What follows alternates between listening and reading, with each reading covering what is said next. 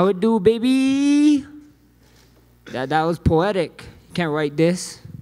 I want my chips with the dip. Only my Canadians know what's up. Max, congratulations on the victory tonight. First of all, what do you think of the new belt that's sitting there in front of you? It's dope. You know, I told you guys, it kind of reminds me of Power Ranger. I heard Power Rangers is doing a reboot. If they're looking for a Green Ranger, holla at your boy, ready for TakeOver Hollywood too. But, you know, like I said, you know, it's, I got a Soul Stone. I got one on here already. I don't know if it's Frankie's or Brian's, but it's on there, so it's cool. Very nice. How'd you feel about your performance tonight? I felt good. I felt real good. You know, I got to find myself early in that fight. I told, you know, I kept hearing people saying that his wrestling was going to be too much. I kept people here saying that his pressure on me was going to be too much. So I wanted to go 5 rounds and remind everybody that the Bless Express is on the move. Bless Era is still in full effect, and that's what we did. You mentioned wanting to go 5 rounds. I mean, I imagine if you had the chance to finish him, you probably would have. But it seemed pretty close at the end of that 3rd round, and then he kind of took you down, like right at the end. That was the one takedown you got. Is that the biggest opportunity you saw to finish the fight? I always want to finish the fight. I always trying to finish the fight, but Frankie is a legend, guys. He's a legend, you know. He's the dude. He's been in there with the best of them, and he is one of the best. And, you know, I just couldn't find the shots. I couldn't land the shots. And you know, it is what it is. I felt great. Yeah, I mean, what does it mean to you? You praised him so much leading up to this fight. It was all respect afterwards. What does it mean to have his name on your resume now? It means a lot. You know, without the guys like Frankie Edgar, you wouldn't have guys like me. Frankie Edgar was the inspiration. You know, Drake said, train till your idols become your rivals, you know, and we're here. And he's a beast, you know. You can't take nothing away from Frankie. He's still a legend. He's been in top 5 forever in 2 different weight classes, in a weight class where he was very undersized. Boy looked kind of big today, though, but it was super fun, you know. It was super fun, you know.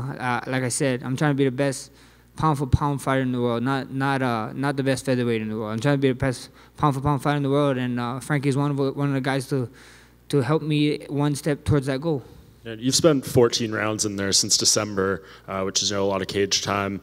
There's all this talk about potentially fighting Volkanovski in Australia in the big stadium show, October. Does that, just generally speaking, feel too soon for you, considering how much you fought of late, or could you possibly see yourself doing that? We see what happens, you know. Like, I look fine. I look great. But, you know, I owe it to my team. I owe it to my coaches. And we got to get medical testing, you know. Like you said, I fought 3 title fights in 7 months. I think it's 7.5 months, something like that. And, you know, I want to fight one more time this year, but we got to go take all the right tests and see, and we'll go from there. And just last thing for me, Dana was in here, and he got asked questions about you potentially going to 55 again in the future, and he more or less said the door is closed. Like, I asked him maybe if you got more time, because I know it was a pretty short camp for Dustin to bulk up, and he said, you know, doesn't matter how much time you get, he's not interested in that. What do you just make of that? Dana changes his mind every day. Tomorrow he might be like, hey, Max, we need a heavyweight fight. So I don't, you know, Dana's mind is all over the place. You know, I got to respect the boss, but, you know, at the end of the day, it is what it is. You know, I know if an opportunity come up there and they come calling, you know, we won't shy away. Max Tier, I'd left over here. Congrats on the win. It seems like there's a pretty notable pattern in some of your fights recently where first couple rounds might be kind of close, and then 3rd round is really when you click and you start to pull away. What is it about you that allows you to do that? I just gotta get, you know, like a train. I just gotta get my engine rolling, the choo-choo train, and then once it's rolling, it's hard to stop, you know. So I just gotta get in there and figure it out. You know, everybody's different. You know, like, I don't have, we have guys to mimic Frankie, but he's not Frankie, you know. And when I get in there, I try to figure it out, find out what we've been working and see what's working, and then turn it up from there. You landed a few big uppercuts in the fight, and there were 2 really big ones in the 3rd round that kind of allowed you to pull away. And I think one knocked out his mouthpiece. Ortega hit him with that same uppercut. Is that what you guys saw, like on film, that he was maybe vulnerable to that? We saw a bunch of things, you know. We saw a bunch of things, and uppercut was just landing. It was working, you know, and we had a lot of other things that we actually practiced more, but the uppercut just landed. I was like, hey, if he's not going to move his head, if moving his head this certain way, I'll just keep doing it, and it was working. I know that you don't like talking about being a better featherweight than Jose Aldo, but you do have one record that you tied today, 13 featherweight wins in a row, and it's tied with John Jones, Anderson Silva, and Demetrius Johnson as the most wins in a row in a division. What is your reaction to that?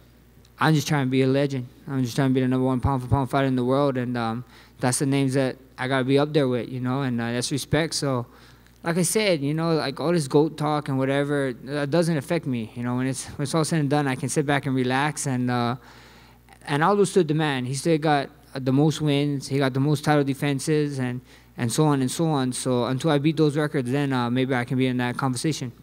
Last thing for me, I heard you ran into Alexander Volkanovski in the elevator at the hotel this week. What was that conversation like, and what do you think about him as a future opponent? It was cool, you know. It was me and him, and then and my manager, and it was like, well, this ain't awkward. And then we both laughed, and it's just cool, you know. He's a nice guy. He's a fighter, you know. He's a respectful guy, and we didn't say nothing, you know. It was like whatever, and saw him, and then he got off and said, hey, have a nice day, have a nice day. And we went on our way. Everything okay, Rush?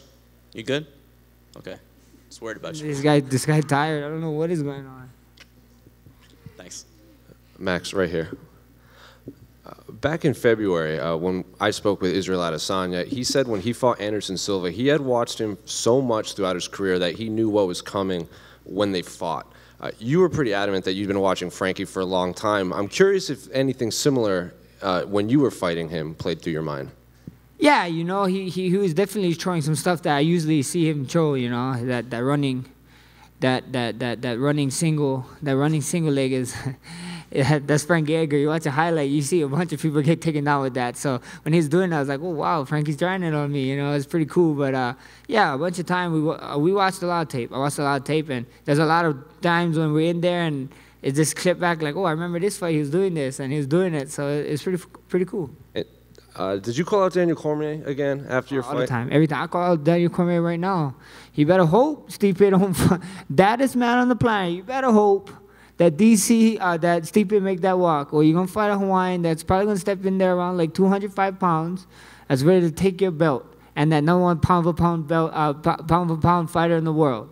Well, what's the beef? I mean, I saw you kind of teasing him when you had that press conference. You took I don't know. Did you guys see the Twitter? Like, everybody was like saying, oh my gosh, he's limping. Max is limping. Fighters and stuff.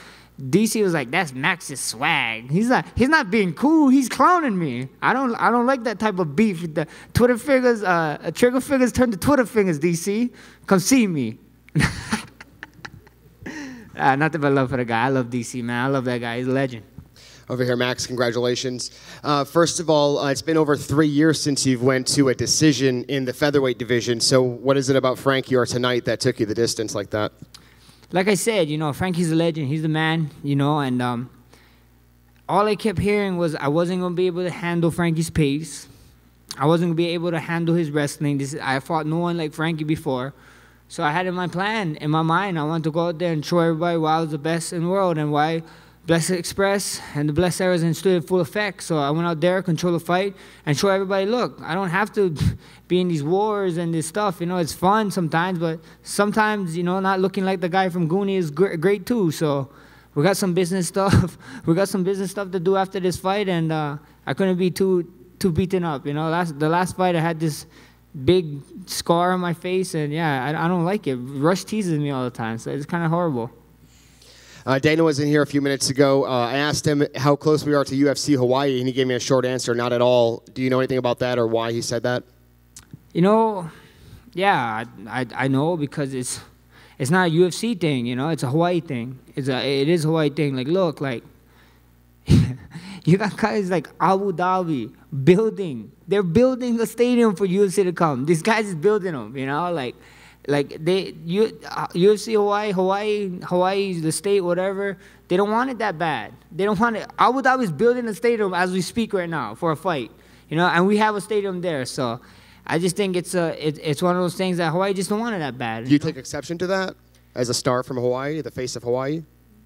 You think I do? I'm asking you. I don't have a thought on it. I want to fight at home. I want every guy's dream is to fight at home. You know, I want to fight at home in front of my people, and you know, thank God Canada took your boy as the honorary captain. So I'm here. GSP, move over.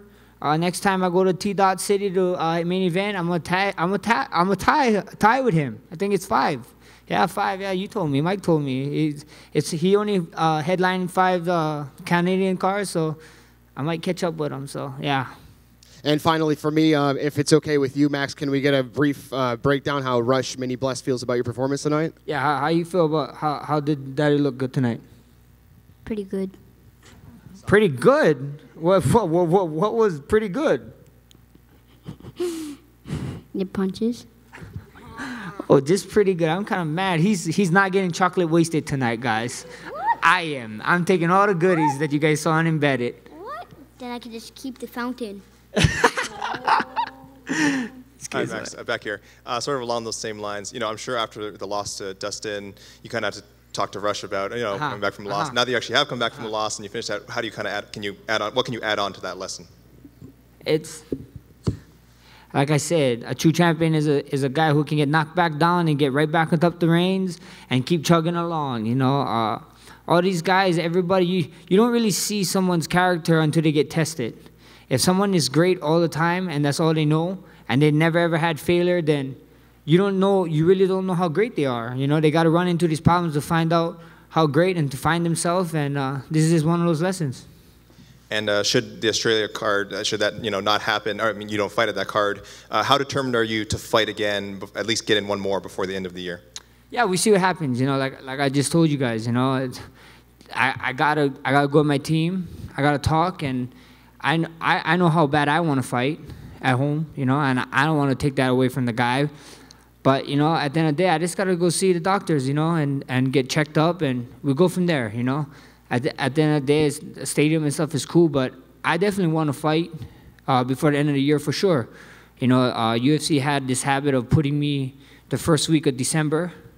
You know, hopefully if I get medically cleared and everything and I'm good to go by December, I can get that first week because I've been max week for the last 3 years, I think. So don't be changing up on me now because only get one card. Keep that same energy, UFC. Whoa. Whoa.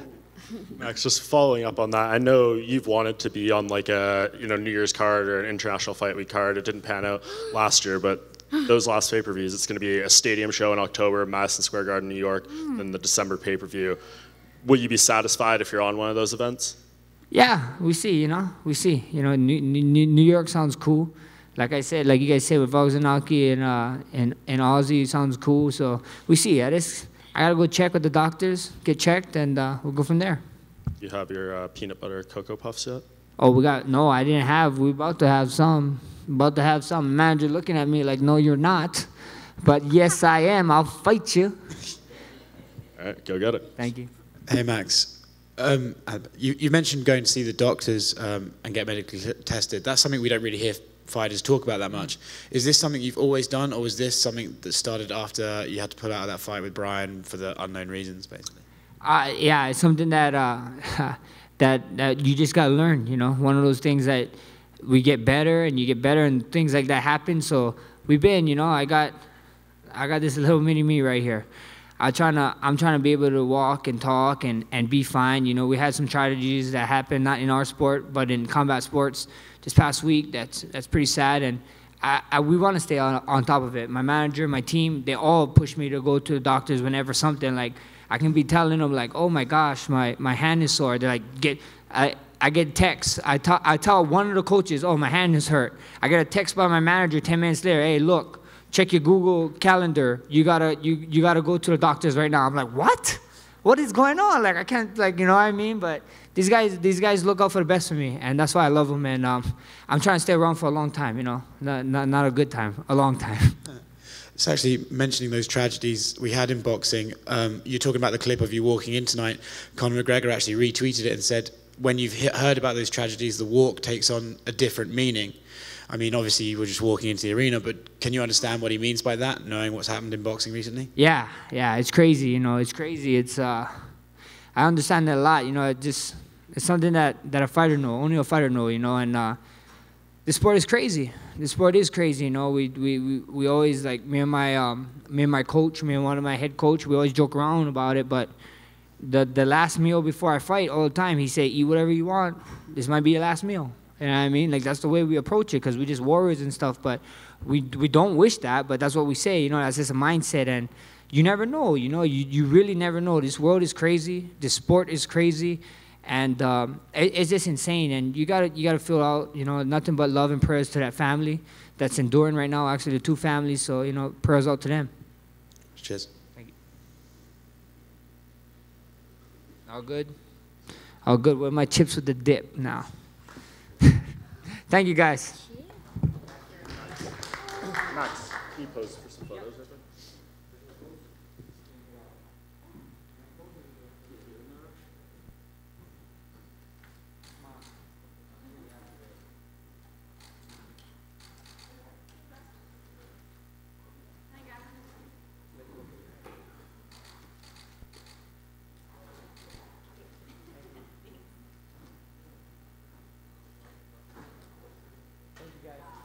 Thank you guys for everything. 2 gold chains.